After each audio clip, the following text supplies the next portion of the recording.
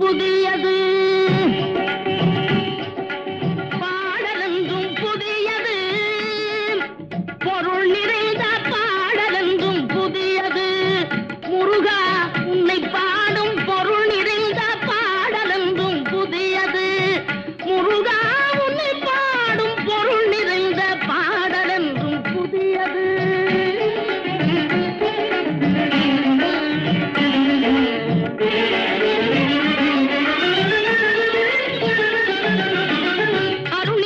புலவர் நெஞ்சில் அமுதமென்னும் தமிழ் கொடுத்த பொருள் நிறைந்த பாடல் என்றும் புதியது. அருளிறைந்த புலவர் நெஞ்சில் அமுதமென்னும் தமிழ் கொடுத்த பொருள் நிறைந்த பாடல் என்றும் புதியது.